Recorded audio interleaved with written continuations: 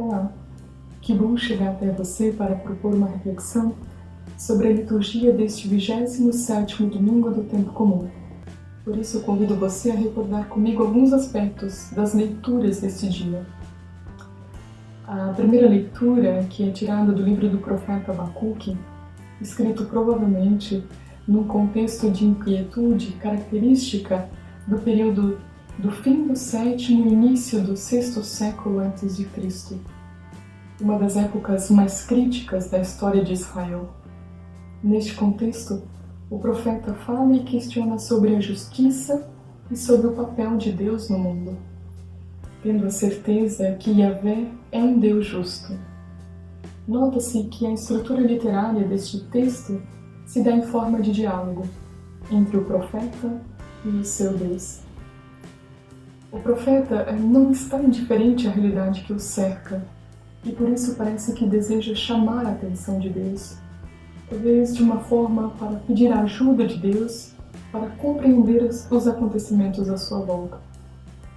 O profeta pede a Deus para que ele veja a iniquidade, a maldade, as destruições, as prepotências, as discussões e a discórdia. Deus também não está indiferente e por isso lhe responde falando de um prazo definitivo, de um desfecho que não falhará, deixando claro que quem não é correto vai morrer, mas o justo viverá por sua fé.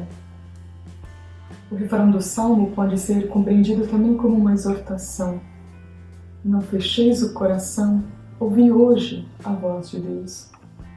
É bonito perceber neste Salmo algumas palavras que nos ajudam a formular uma imagem de Deus.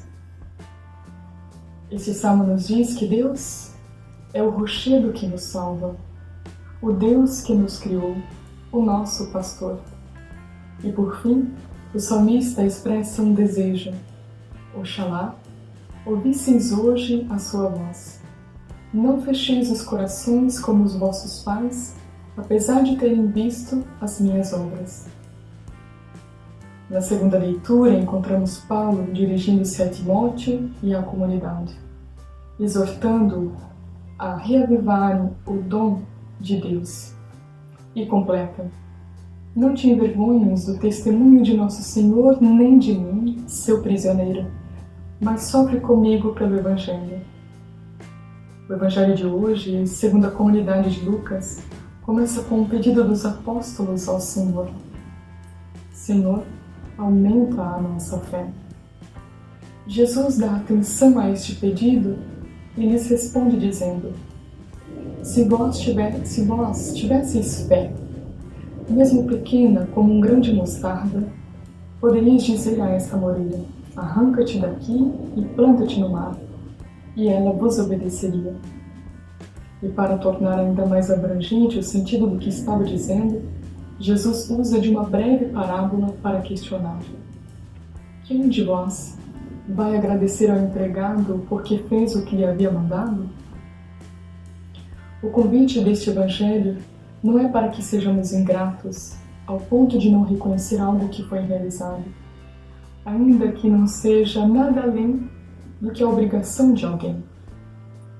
Nem tampouco leva-nos a nos sentirmos indignos de qualquer tipo de reconhecimento.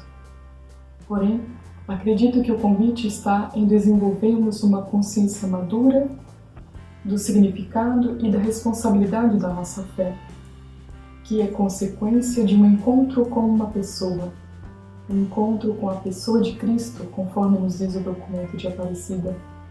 Um encontro que se realiza no concreto das nossas vidas e nos inquieta uma mudança de comportamento. Aqui retomo a última frase da primeira leitura para dizer que não acredito num Deus que tem sede de morte ou que deseja aniquilar o que é incorreto ou quem é incorreto, mas deseja resgatar. Compreendo que quando nos encontramos com este Deus que se revelou na pessoa de Jesus Cristo, consequentemente somos impulsionados a transformar o nosso estilo de vida. Mudança para fazer morrer aquilo que não é correto e que está dentro de nós, para dar espaço àquilo que é justo. Ou seja, tornando-nos aqueles que estão com o coração aberto para ouvir hoje a voz de Deus que nos fala, por meio da palavra, mas não só, porque Deus nos fala por meio de inúmeras situações, como aquelas ditas pelo profeta e tantas outras.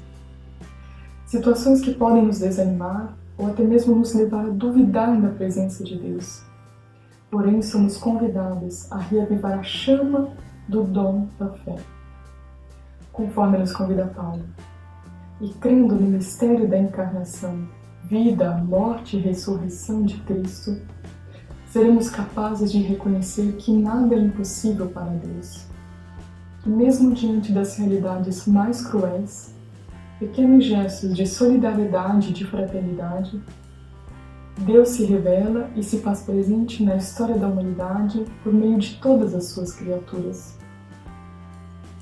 No entanto, a nós que abraçamos a fé cristã, porque nos sentimos encontrados e identificados com a vida de Cristo, cabe a missão de realizar o que o sacramento do batismo significa, ou seja, buscar cotidianamente ser outro Cristo no mundo, conforme nos convida o Papa Francisco neste mês missionário.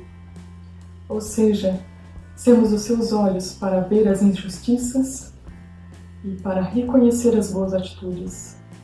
Sermos as suas mãos para amparar o caído e, se preciso for, lavar os pés daquele que pode ser o inimigo.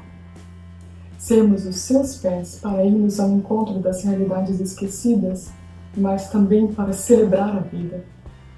Enfim, reconhecermos que somos servos por amor e para amar, impulsionados pela nossa fé para testemunhar que somos Igreja de Cristo em missão no mundo.